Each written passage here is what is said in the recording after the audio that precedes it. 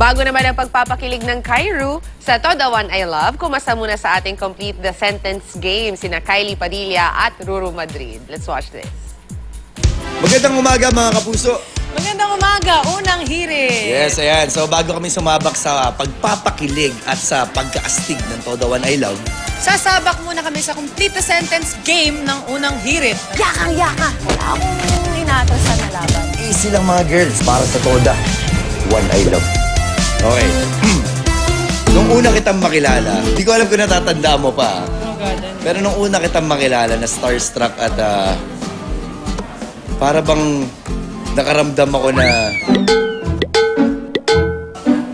ng pagka-crush sa'yo. Talaga? Unang best kitang ma-meet sa birthday ni Direk Mario, hindi pa ako artista nun. May picture tayo dun diba? Yes. 12 years old pa lang ako nun. What? Seryoso? Tanda ko pala, 17 na ka nun. Palagi mong tatandaan na nandito lang ako if ever kailangan mo ng love advice. Wow!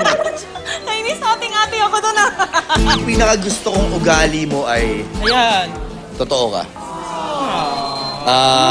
Never kita nakitang ng plastic. Nakita kita na sobrang jolly mo, na sobrang nag-enjoy ka. Nakita rin kita na sobrang ayaw mo ng kausap.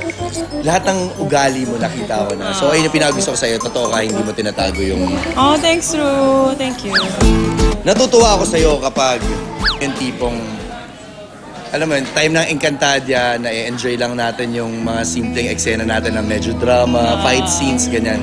Ngayon, dito sa Todo One I Love, may comedy na kayang-kaya mo. Sa ating dalawa na lang to. Sige. Lubos sa aking pasasalamat sa'yo. I feel like I can trust you and importante din yun sa akin. Ako, lubos ako nagpapasalamat sa'yo kasi iba yung, ang dami natin na pasayang tao. Kumbaga kahit sa maikling panahon na pagsasama natin sa Encantadia, ang daming taong nabigyan natin ng inspirasyon, daming tao na kinilig sa atin. Kaya lubos din ako nagpapasalamat na ngayon sa Todo One I Love, maibabalik na natin ulit sa kanila yung gusto nila.